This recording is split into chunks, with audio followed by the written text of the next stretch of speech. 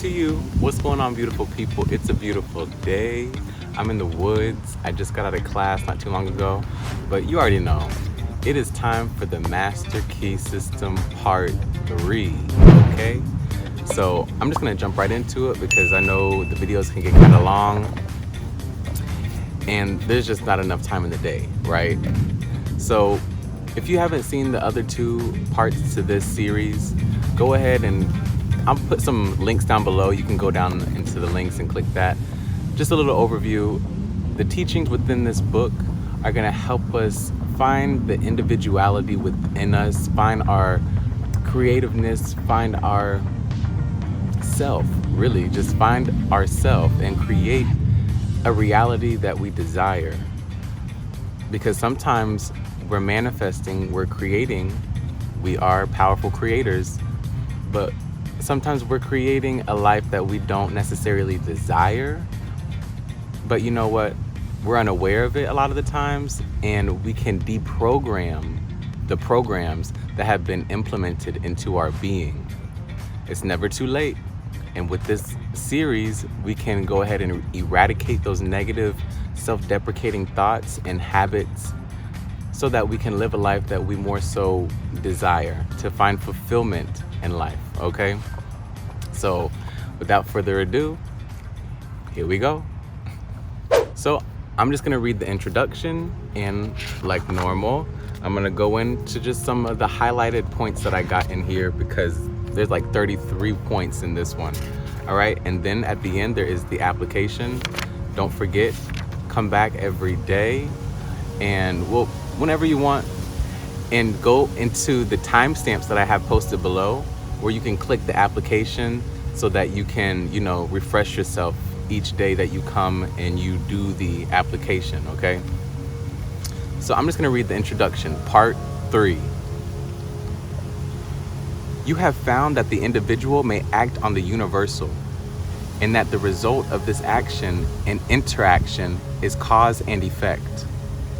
Thought, therefore, is the cause, and the experiences with which you meet in life are the effect.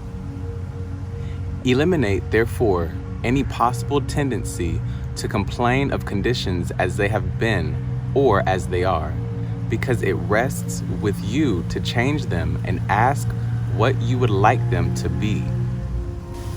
What I get from that is basically, so far it has shown us how powerful our thoughts and habitual actions can be and are. So the way we use our thinking, our imagination, and what we implement into our life to be habitual, to have certain habits that will get rooted into our subconscious mind, the way we go about that is extremely, extremely powerful. It could be beneficial or it could be detrimental, okay? Direct your effort to a realization of the mental resources always at your command, from which all real and lasting power comes. Persist in the practice until you come to a realization of the fact that there can be no failure in the accomplishment of any proper object in life. If you but understand your power and persist in your object, because the mind forces are ever ready to lend themselves to a purposeful will in the effort to crystallize thought and desires into actions, events, and conditions. Whereas in the beginning of each function of life, and each action is the result of conscious thought, the habitual actions become automatic, and the thought that controls them passes into the realm of subconscious. Yet it is just as intelligent as before. It is necessary that it become automatic or subconscious in order that the self-conscious mind may attend to other things. The new actions will, however, in turn become habitual, then automatic, then subconscious, in order that the mind again may be freed from this detail and advanced to still other activities. When you realize this, you will have found a source of power which will enable you to take care of any situation in life which may develop. basically that was just going over what we have learned so far. Our conscious mind will identify with things and tell our subconscious how to go about certain things. If we have certain thoughts of our life not going the way it is, we complain a lot, those habits and the action habits and the thought pattern habits will deep root itself in our subconscious mind, and then it'll just be automatic in the subconscious. The things that we repeat in the consciousness will be automatic in the subconsciousness. And it was talking about how in the subconsciousness it's automatic so that the consciousness has time to do whatever it needs to do. Those thoughts that I'm always having, let's just say I have thoughts of me not being a good speaker. So if I always have certain thoughts like that and I'm afraid to go speak and I'm like, okay, I gotta do better at this because I'm just not that good at this, soon it'll be implanted in my subconscious so that my conscious can continue on with other types of thoughts. But that those thoughts are going to be deeply rooted in my subconscious, and my reality is going to play that out. I'll be presented certain situations, I'll be presented certain people in my life to show me that what I have said to my subconscious is true. Me not being that great of a speaker, me thinking I'm not that great of a speaker, my subconscious is going to put that into my reality, because the subconscious doesn't judge. It just does. It just works. It just flows. Okay? So whenever you realize that the power you have within yourself, controlling your thoughts, controlling your actions, controlling what you habitually do, being aware of the habits that you have, thought patterns, the actions that you do out in your life, when you're aware of that, you become so powerful. Okay? That's what I get from part 3, basically a little overview and just, going into this. So here we go. I'm going to start on number 4. We have seen that every thought is received by the brain, which is the organ of the conscious. It is here subjected to our power of reasoning. When the objective mind has been satisfied that the thought is true, it is sent to the solar plexus, or the brain of the subjective mind, to be made into our flesh, to be brought forth into the world as reality. It is then no longer susceptible to any argument whatever. The subconscious mind cannot argue, it only acts. It accepts the conscious of the objective mind as final. So what I get from this is basically our brain is the powerhouse for our conscious mind. In our solar plexus, the ganglion basically in the back of our stomach, this area right here, I don't know if you can see in the camera, but your solar plexus is basically the powerhouse of the subconscious mind. And it says when the objective mind has been satisfied that the thought is true, it is sent to the solar plexus, or the brain of the subjective mind. So whenever you habitually do certain things over and over, that's when your objective mind has been satisfied that the thought or the pattern is true. If you're somebody that has a firm belief in something, whatever that something is, after a while of believing it and carrying out certain actions that coincide with your belief, your subjective mind is going to be like, okay, this is who this person is, this is what they believe, and I'm going to make it real for them. All right? Then you'll start having certain emotions that relate to your beliefs. Then you'll have certain reactions that relate to your belief. Then the cells within your body are going to relate to your beliefs, because your conscious mind has continuously had these certain thoughts or these belief patterns, and now the subconscious has locked onto it, and it is going to be presenting it in your reality. It is who you become. Okay? Now we're going to skip all the way over to 13. It is evident, therefore, that all we have to do is let our light shine. The more energy we radiate, the more rapidly shall we be enabled to transmute undesirable conditions into sources of pleasure and profit. The important question then is how to let this light shine, how to generate this energy. So now that we know that we are the creators of our reality, and the things that are presented to us are oftentimes presented to us because of our action in the past or in the present, we take full responsibility of everything that goes on in our life. And we're also able to create a reality that we desire. Now that we're aware of these things, we can shine our light. We can start having the positive thoughts that we want so that we can manifest the reality that we want. Whenever we shine our light, whenever our solar plexus is just shining, it's booming, that light radiates into the world, into people around you. They will feel your light energetically. You heal not only yourself, but you heal the environment around you. Just as a bumblebee, when it flies around and it goes and pollinates different flowers, it is sending out frequencies of healing, regeneration. It's one reason why beekeepers are said to have one of the longest life expectancies, because they're always around this loving, harmonious, regenerating energy of bees who are just exuding all of their love and all of their vibrations out into their environment where the beekeepers are. So that's what I get for 13.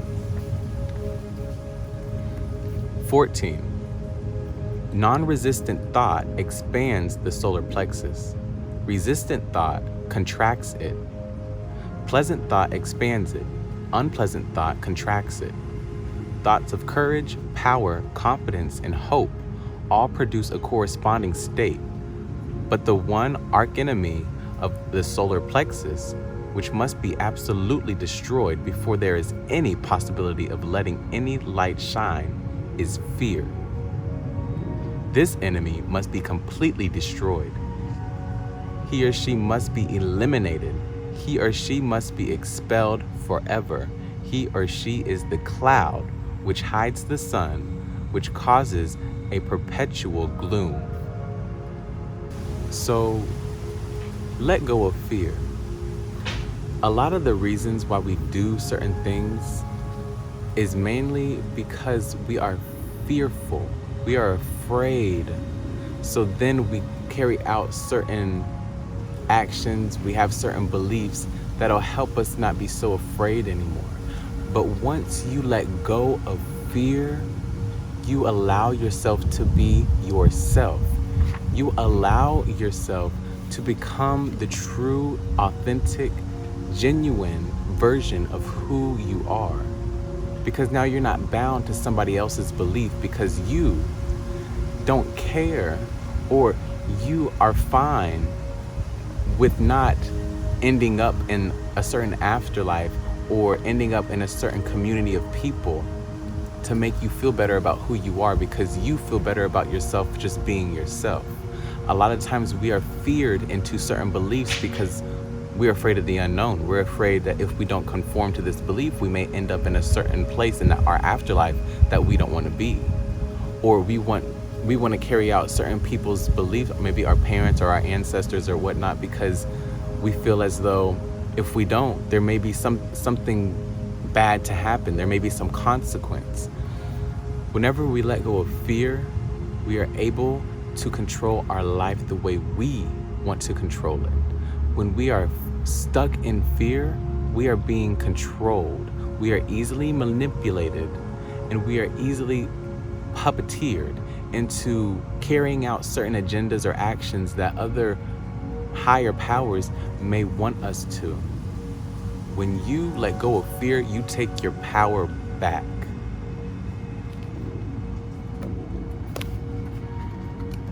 So now I'm going to go on to 15. It is this personal devil which makes men and women fear the past, the present, and the future. Fear themselves, their friends, and their enemies. Fear everything and everybody. When fear is effectually and completely destroyed, your light will shine. The clouds will disperse and you will have found the source of power, energy, and life. When you find that you are really one with the infinite power, and when you can consciously realize this power by a practical demonstration of your ability to overcome any adverse condition by the power of your thought, you will have nothing to fear. Fear will have been destroyed, and you will have come into possession of your birthright. Our birthright is to be free. And fear has grabbed a hold of us and has enslaved us in becoming so fearful from the world that we cannot become our true selves. And then we carry out certain actions and we live certain lives that we believe to be what we want, but we end up unfulfilled. We end up achieving goals that don't really make us happy. They give us some type of gratification, but we in the end don't feel fulfilled because we are not living through our heart. We are not living through our truest desires. We're living through fear. Fear creates jealousy, competition, anxiety. So letting go of fear will bring you the freedom that you deserve. 19. A knowledge of our ability to consciously radiate health, strength, and harmony will bring us into realization that there is nothing to fear because we are in touch with infinite strength. So whenever you are aware of the power within yourself, the power you have every second of the day to create a reality that you more so desire, the powers of your subconscious mind, the powers of your conscious mind, your solar plexus, your brain, your words, your thoughts, you hold the power. You will no longer be bound to fear.